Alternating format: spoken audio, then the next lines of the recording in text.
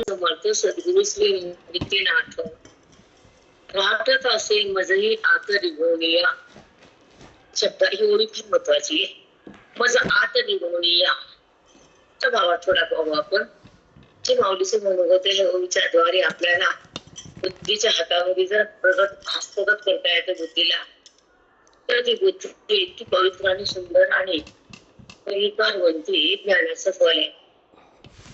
ओळीच्या शब्दात एवढी सामर्थ्य ते गुरुचं वैभव आहे. माऊलीचा आशीर्वाद आहे जीवाचा उद्धार आहे.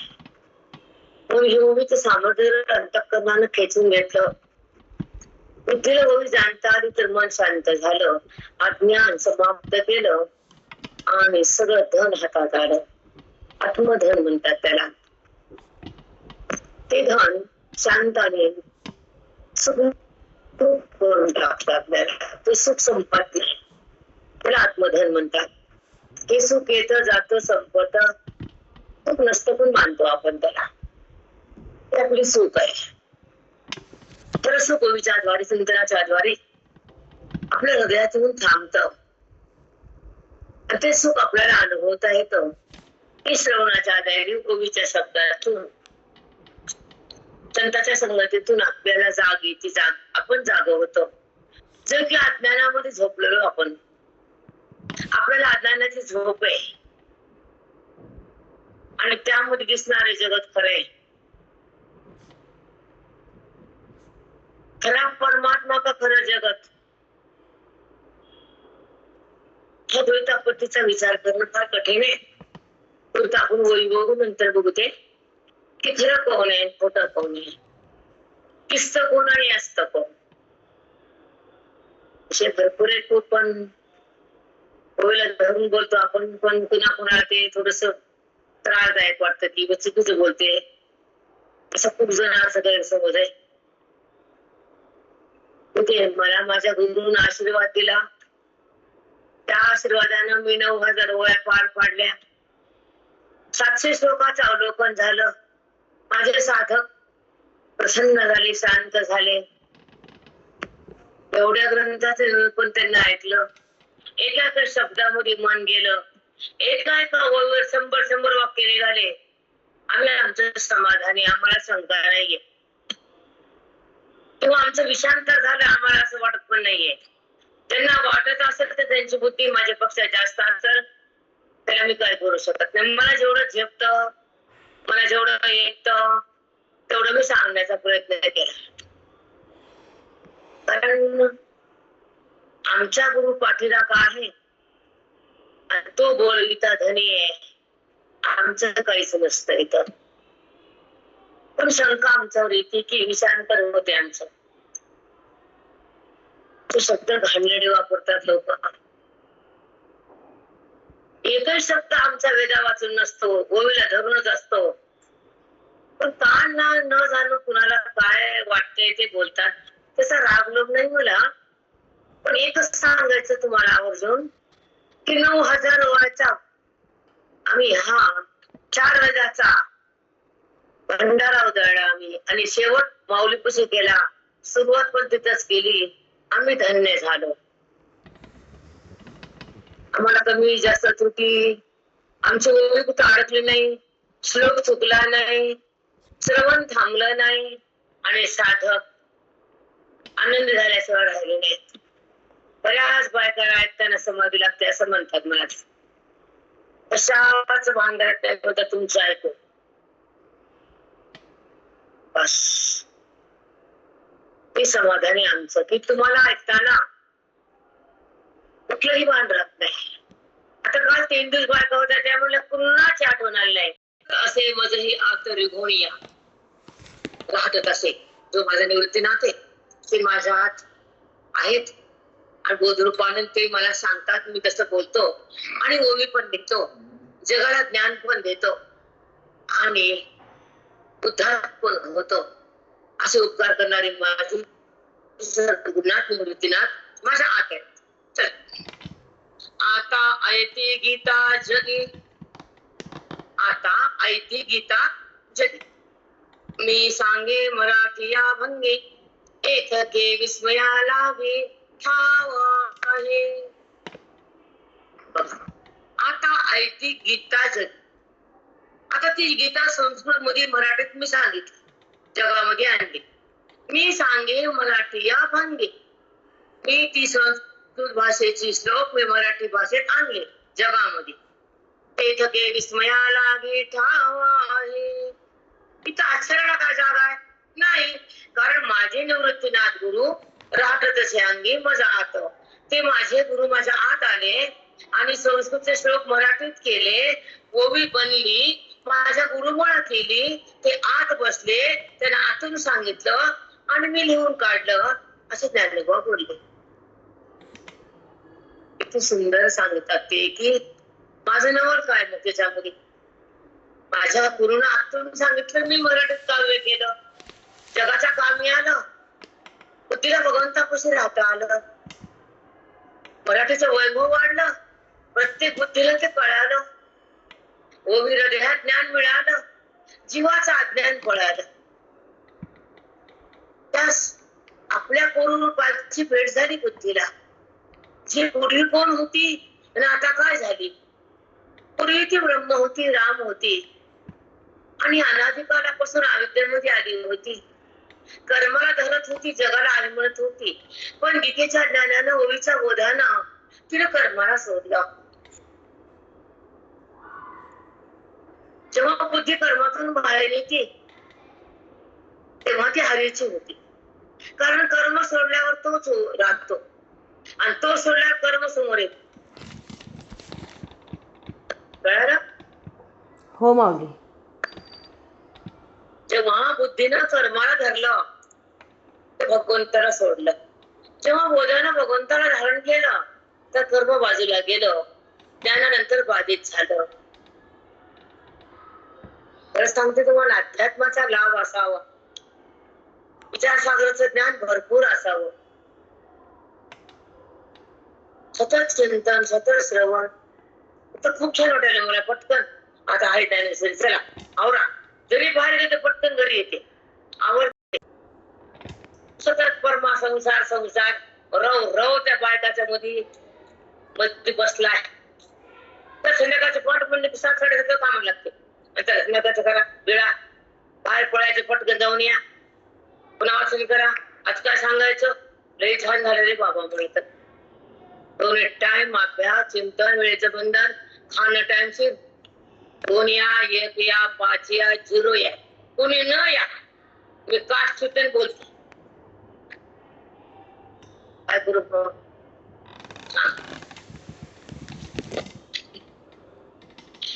कारण आपला काळ, आपले श्वास, आपला देह, आपला आयुष्य परमात्मा तर घातलं तर आपलं सार्थक झालं. त्यात काय खा, लोळा, बसा, बघा, असं व्यर्थ टाइम घालतो. पण संध्याकाळच्या पाठानं टाइम चांगला झाला, अभ्यास व्हायला, चिंतन व्हायले, पुन्हा उद्याचं सकाळचं काय ते बी कळायले. सतत चिंतन चिंतन राहा बेटा. सतत संसार करणं घातक आहे. 24 तास ते किडे डोक्यामध्ये पडलेले. घर बांधायचं, लग्न करायचे, वास्तू करायचे आणि बारसे करायचे. संपत का हे?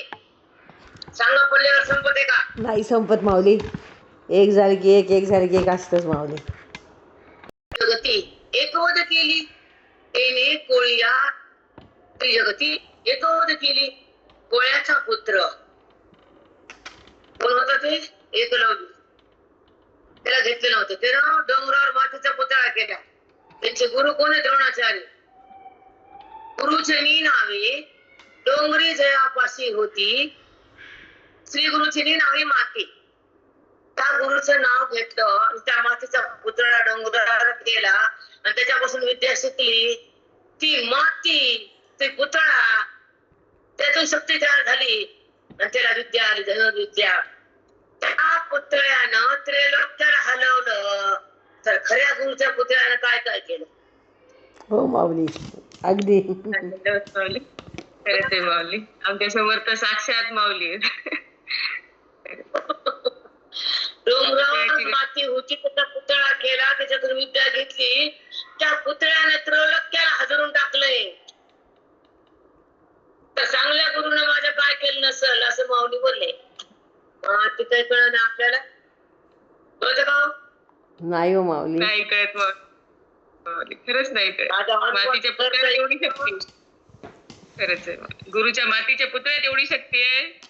खरंच गुरु साक्षात गुरु मध्ये किती असेल सामर्थ्य. किती असेल असं बोलली माऊली बघा. चंदने वेदली झाडे झाली चंदनाची पाने वशिष्ठे मांडले की भांडे मानुसी शाटी. चंदने वेदली झाडे, चंदनाच्या झाडाला एखादा वेल कुठू लागला त्याचा सुगंध त्या झाडाला पण येतो. तर संतांच्या सहवासात बुद्धीला पण ब्रह्मरस पिता येतो आणि देहभाव बंद होतो. चंदनाच्या झाडावर वेलीने वेळकाटा घातला तर ते वेलीला पण त्या झाडाचा सुगंध येतो आपोआप. तसं संतांच्या संगतीमध्ये बुद्धीने चिंतन केलं तर तिला सुद्धा परब्रह्माचा अनुभव येतो असं यांना सांगितलं इथं माऊलींना. वशिष्ठे मांडणे की भांडे मानुसी थाटे साठी थाटी. इथं वशिष्ठ खूप भांडणाच्या वेळेस वशिष्ठानं काय केलं, त्यांची छाती होती सूर्यापाशी ठेवली. त्याच्या जवळच्या संबंधाने ती छाती पण सूर्यासारखी दीप्यमान झाली. लाख तेज आलं त्या छातीमध्ये. ऐका आता पुढचं. मामी तव चित्ताथिला. मग मी तर सचेतन आहे की. त्यांची छाती, ते चंदनाचं झाड, त्याला कळलं ना बोलता येईना. तर मी तर गुरु आहे ना माऊली. ज्ञानोबा माझे, निवृत्तीनाथ माझे गुरु आहे. मी तर सचेतन आहे. डोंगराची मातीनं हलवलं हादरलं जग. ते शहर आहे. मामी तव चित्ताथिला. मी चैतन्य रूप आहे, सचेतन आहे. त्या मातीनं कमया केली. ती छाती सूर्यापासून दीप्यमान झाली. तर मी तर सचेतन आहे. काय करणार मी? रूप करून बोलतात, किती सुंदर समजावतात, तरी बुद्धी नीट राहत नाही. तिला झेपत नाही ज्ञान बेटा. ती माया जातच नाही लवकर. गेल्यासारखं वाटतं पुन्हा येऊन बसते. गेले म्हणते मी, गेले चालते म्हणजे पुन्हा येऊन बसते डोक्यात. ती पुन्हा डोर सुरू होती. होते की नाही? हो माऊली. खरं ऐका, स्तब्धता, शांतता, काही कळणं. एवढं आयुष्य फुकट गेलं पाण्यात. ते वीज वापस येईन. समोरचं चिंतन झेपण, गोबी पाठ होईन. कोण्या बायाने गोव्या पाठ करून दाखवली नाही. कोणी श्लोक म्हणलं नाही. कोणी व्यासपीठावर आलं नाही. मला वाटलं कोण किती दाखवते की. काही श्लोक म्हणा म्हणलं, काही ओव्या वाचून दाखवा, काही एखादा अभंग म्हणा. अभंग म्हणले असतात पटरम सटरम, तेवढं येते. पण ओव्या पाठ करा म्हणलं, श्लोक सांगा म्हणलं, कोणत्या अध्यायाचं ऐकलं ती ओवी कळाली हे सांगा म्हणलं, ते येत नाही. सांगा बरं, सांगितलं का पल्लेवार कुणी? नाही माऊली, नाही सांगितलं माऊली कुणी. फक्त सरोजा ताईनी ओव्या म्हटल्या. ऐका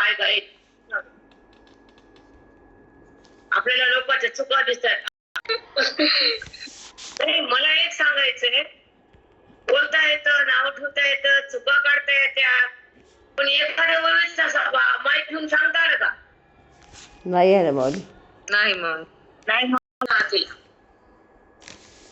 आणि श्री गुरु आहे साधा तुला. मी सचेतन आहे. माझा मालक श्री गुरु आहे. माझा मालक आहे. त्या स्थानावर आहे, ब्रह्मस्थानावर येतो. तुम्हाला मालक आहे आणि ते म्हणतात ते नेणार आहे. हा माझा विश्वास आहे. मी चेतन आहे, मी ब्रह्म होणार आहे हे मी सांगतोय असं माऊली बोलतो. मामी तो चित्ता तिला. तुला काय म्हणले बघा. आणि श्री गुरु काय साधा तुला. माझा श्री गुरु असा महान आहे. माझा मालक तो ब्रह्मस्वरूपाच्या ठिकाणी विलीन आहे. त्याने दिलेलं मला ज्ञान आहे. ओवी महान आहे. मी आत्मा ही माझी मला कोण आहे. किती छान माऊली. सोपं नाही. महान ज्ञान होणं सोपं नाही. खरंच आहे. ती अवस्था येणं, तो बोध हृदयात जाणं, आवरण भस्म होणं, मनाची तृप्ती होणं, सक्ती बंद होणं, अरूपाचं दर्शन घेणं, त्या रूपाला सोडणं, वृत्तीला त्यागणं आणि त्या चिन्मय सुखाला बघणं चेष्टा नाही. हो माऊली. सोपं का सांगा? नाही माऊली. ज्ञान काय असं सोपं नाही बेटा, रस्त्यावर पडले नाही ज्ञान. की अनुभूती आल्याशिवाय, ते भाव गेल्याशिवाय, वृत्तीने त्याला बघितल्याशिवाय, त्याचा संबंध झाल्याशिवाय हा संबंध सोडत नाही ती. ते टाकत नाही, अभेदात तिला जाताच येत नाही. गुरुचा आशीर्वाद घेतल्याशिवाय ती मुक्तच होत नाही. ग्रंथाला मन दिल्याशिवाय तिला मी कोण कळतच नाही. वेदाकडे गेल्याशिवाय जगत भाव संपत नाही. गुरुची कृपा झाल्याशिवाय मी माझं जात नाही. आणि गुरुच्या ठिकाणी श्रवण केल्यावर, श्रद्धा आल्यावर गुरु आपल्यापासून त्या शिष्याला बाजूला करत नाही. शिष्याने साधक, आमच्या शिष्याने काचाच्या बाटल्या, आमच्याकडे साधक आहेत. साधना आहे ज्ञानाची, साध्य द्या भगवंताचं, श्रवण आहे वेदाचं, कळणे अंतःकरणाचं आणि होणे ब्रह्मस्वरूपाचं. हे ज्ञान मोक्षाचं, हे कळणार हृदयाचं, हे सगळा प्रेमार चित्तामध्ये श्रवणाचा असावं. सतत साधूचं प्रेम असावं, वेदाचं ज्ञान असावं. देहाची जाणीव बंद पडावी, आत्मखून चित्तात रंगावी, अभेदाची जाणीव व्हावी, वेदाचा नाश करावा, वृत्तीला सोडून द्यावा, शब्दाच्या बाहेर जावं, बोधाच्या आत घुसावं, वेदाला मी कोण पुसावं, त्याला ज्ञानी म्हणावं.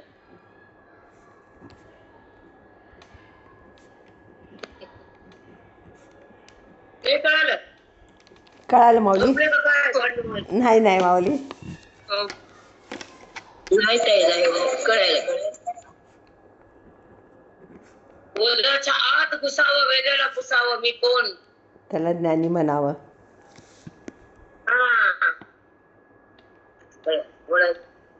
संसाराला खाल्लं, आता आले डुगलं तिकडं सगळं या. हरे रामा मामी तव चित्तातिला श्री गुरु आळसा दादूला माझा मालक आहे ते, जो तिठेने आपला बैसवी पदी. बाबा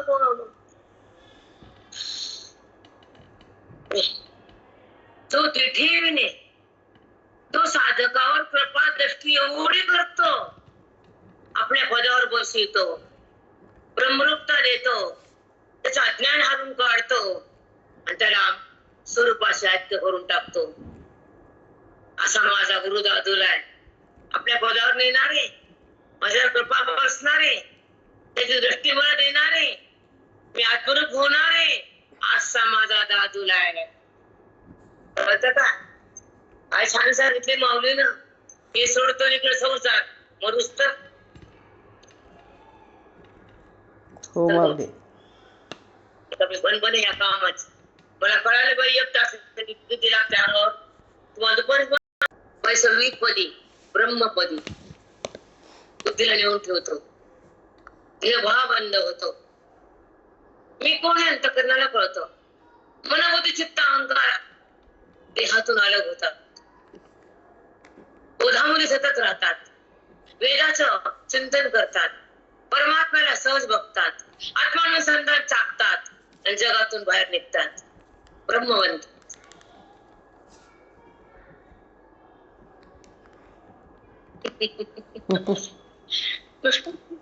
सांगा बरं 4-5 वाक्य. तुम्हाला वाटतं नुसतं बोलत टर सांगा बरं तुम्ही. आता बोलायला लोकांना नाव ठेवायला काय येते पटकन सांगा बरं उत्तर. आता एकदम मन संकल्प, एक बुद्धी निश्चय, एक अहंकार करते मी हुशार आहे, बरं तू चांगली, तिला काय कळत नाही मला कळतं, बरं तिचं चुकलं, तुझं काय झालं, तिचं चुकलं म्हणे.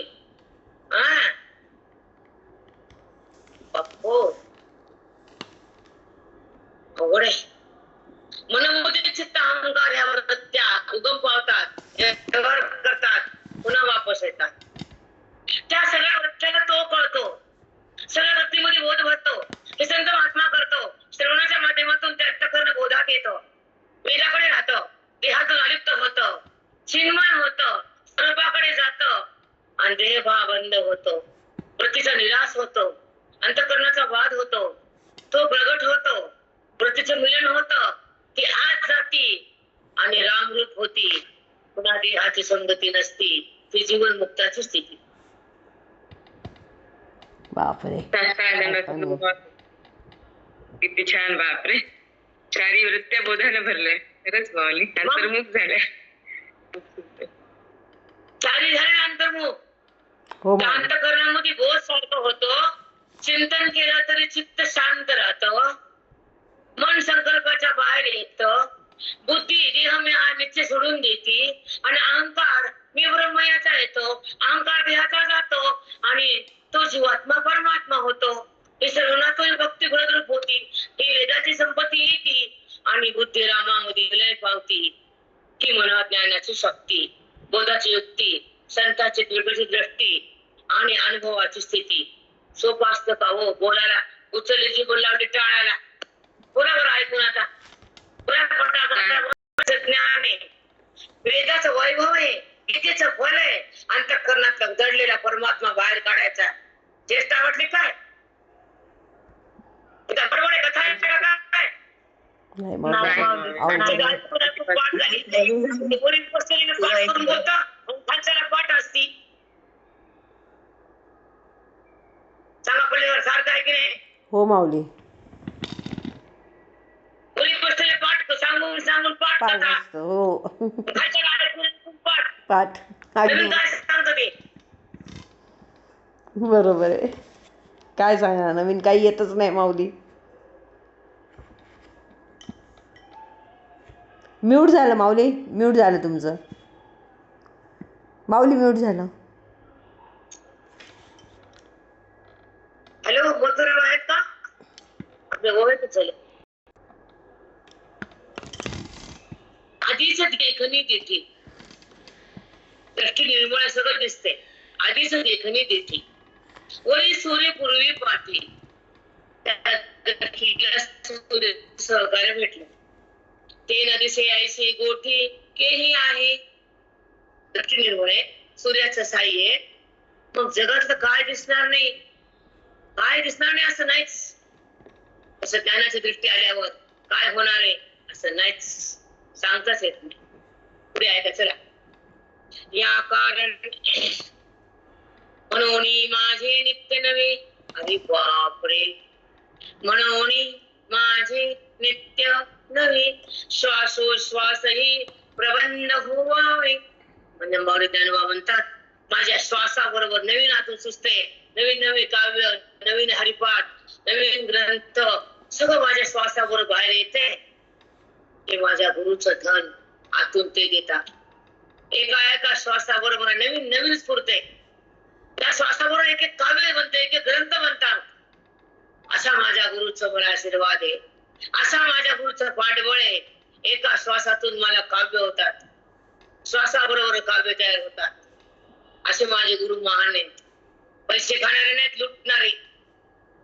बाबा बघून त्याच कौतुक आमच्यापाशी. वा ग माय, वा वा वा. तोट्याच्या तोरणाला मसाले धाडशील म्हणल्यासारखं काम झालं. लुटारूला चांगलं म्हणायचं, नाव निंदा करायची. आबा बाबा तो बाबा तो. एवढी सांगितली ज्ञानेश्वरी. गुरुचं पाठबळ आहे, फक्त गुरुचं पाठबळ आहे माऊली. श्वासोश्वास सुद्धा प्रबंध झाले. काय बरोबर माझे काव्य मोठे मोठे तयार व्हायले. असा माझा गुरु पाठीरा काय. श्वासागणच मला आतून स्फुरण होते, नवीन काव्य तयार होतं, जगाचं कल्याण होतं, जीवाचं अज्ञान जातं. अशा माझ्या गुरुचं वैभव मी बी बघतो, जगाला पण देतो. असं मौली बोलतात. हे कळावं लागतं. बाकीचं बटराम सटराम निघत कामाचं कामाचं कधी कळ ना. दिलेला अधिकार सगळा. चला पुढे. श्वासोश्वासही प्रबंध होवावे. श्री गुरु कृपा काय नव्हे ज्ञान देवने. श्री गुरुची कृपा झाल्यावर काय होणार नाही असं ज्ञानदेव म्हणाले. काय आधार आहे, काय कोण नाही? सांगा बरं. माऊली ज्ञानेश्वरी लिहिली, हरिपाठ दिला, गाथा दिला, अमृतानुभव दिला, अभंग दिले, काय घेतलं हो? किती बरेचसे आहेत रे आपण. काहीच नाही माऊली. इथं एका कीर्तनाला 1 लाख येते पेटिंग वर. त्याच्या थोपापडावर 1 वर्ष लागते. माई माई आमची मुठ आणि मी या श्री गीतार्थ मराठी या बघा काय म्हणते. या कारणी मी या श्री गीतार्थ मराठी या केला लोकायच्या तिथीचा विषय. बापरे. मराठी भाषेतून प्रत्येक जीवाला सहज परमात्मा कळावा म्हणून त्या आकलन व्हावा बुद्धीला म्हणून संस्कृतची गीता मराठीत आणली, जीवाचा उद्धार केला, माझ्या गुरुने आशीर्वाद दिला आणि ओवी झाल्याचा प्रसंग आला म्हणून एवढी माऊली लिहिली, ओवी झाली. मराठी भाषेत गीता आली, बुद्धी ब्रह्मा झाली, साध्या जीवाला अनुभूती आली, ब्रह्मत्वाची स्थिती झाली. संस्कृतची गीता मराठीत आली. खरंच आहे माऊली, किती छान. किती छान आहे बेटा, किती सुंदर आहे. खरंच 1% सांगताय ना आपल्याला कळलं नाही त्यातलं आम्हाला. 1% काय थोर ज्ञान असेल त्या माऊलीचं. रे देवा. सिद्धपीठात गेला कळते काय झोपडी, काय मांडी बसलेली जागा, कुठं राहिले 4 भावंड, त्या काठाला माया पण देहांत प्राचित्य केलं, तर मांडी भाजले, तिथे लेकरं खेळले मातीत. कळतं का ते काही? नाही माऊली, काहीच नाही. त्याला हवा, अन्न नसताना हवा खावते ना, हवा जगाव लेकरांना. तिथं गाव उलटाळीत जाऊन 4000 लोकांनी कोटीच्या कोटी खाल्ले. हा, त्याला आम्ही चांगलं म्हणा अरे टाकू.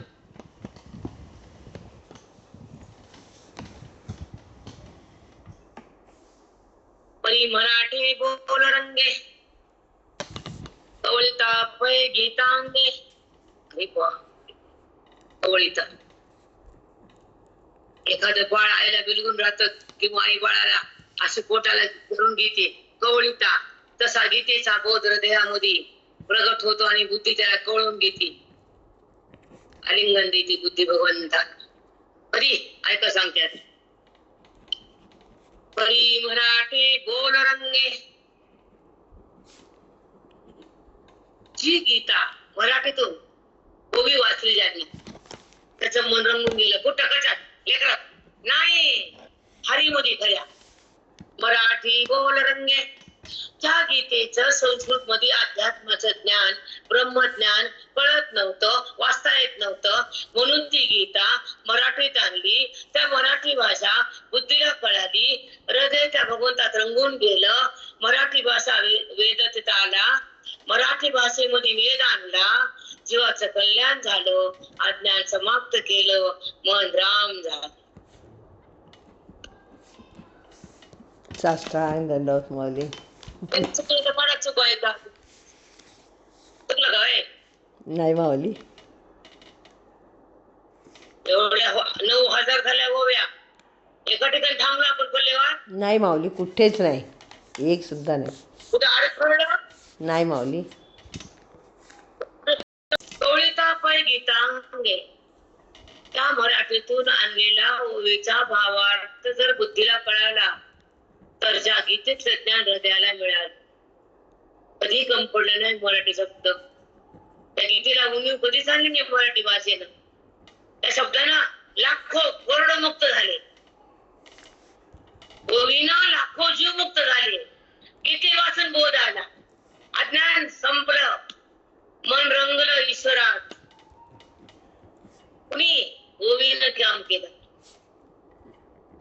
सुंदर काय बोलला तुम्हाला मी. परी मराठी बोल रंगे कवळिता पै गीतांगे. ते गातयाचे निपांगे एकादच्या अनोहे. कधी माझं अमर्यादित माझ्या श्लोक ओवीला कधी कमीपणा पडणार नाही. ओवी कधी मोक्षेला राहणार नाही. ती गीतेहून कधीच कमी पडणार नाही. अमर्याद ज्ञान गीते म्हटलं ओवीत आलंय. माझं कधी ओवीतून चुकलं नाहीये. ही ओवी जीवाला मुक्त करणारी आहे, गीतेचं ज्ञान बाहेर काढणारी आहे, मराठीमध्ये आणणारी आहे आणि जीवाला सुख देणारी आहे. बाकी कुठे सुख शोधू नका, कुठं सुख नाही. सुखाची आशाच करू नका. सर्व सुखाची आशा जन्म गेला वाया. इथं आल्यावर सुखच सुख आहे. हो माऊली. आणि हे नाही कळालं दुःख आहे. चला पुढं. म्हणून गीता गाओ म्हणे ते गाणिवे होतील. गीता वाचली, ऐकली, पठण केली तर काय होतं? तो गीतेचाच अलंकार बनतो. गाणिवे होतील ना मोकळे तरी उणे गीता ही अनित. बघा खूप छान रूप केले. आपण ऐकू. गीतेचं पठण केलं, वाचन केलं, चिंतन केलं.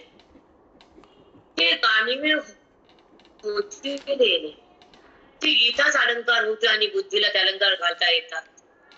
त्या बोधाच्या अलंकारानं ती बुद्धी एकदम मुक्तीच्या घरात जाते. ती सहजच अनुभवाची स्थिती, ब्राह्मी स्थिती म्हणतात त्याला बेटा. काय केल्यावर? गीता गावो म्हणे ते गाणिवे होतील मा मोकळे तरी होणे गीताही आणि तो फार सुंदर चिंतन केले. ऐका पुढचं सांगतो तुम्हाला.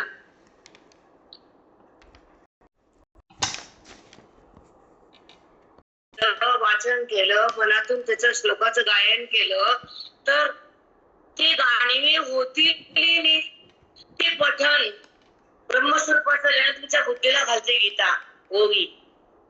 त्या गीतेचं ओवीचं पठण केलं तर तीच गीता मराठीतून आणली तर तेच ओवी तुम्हाला अलंकार बनती गीता. आणि पुन्हा काय होतं ऐका. ना मोकळे तरी उणे गीता आणि तो मराठी भाषेतून आणलेला गीतेचा भावार्थ ओवी मध्ये आणला. ती ओवी गीतेला पण मागं टाकाल. मराठी भाषेत आणलेला वेदाचा भावार्थ जीवनमुक्तीचं ज्ञान त्या शब्दात आलं तर ओवी त्या गीतेला पण मागं टाकाल. उनी उनी बघाय का? हो माऊली. एवढी बनाटे.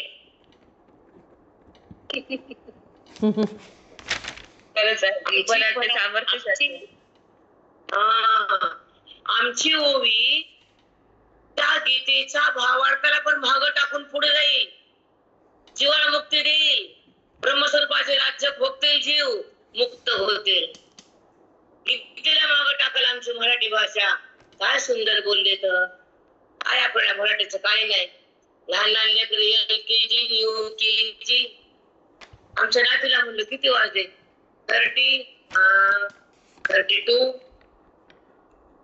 विठ्ठल श्री गुरु ज्ञानदेव तुकाराम. आपण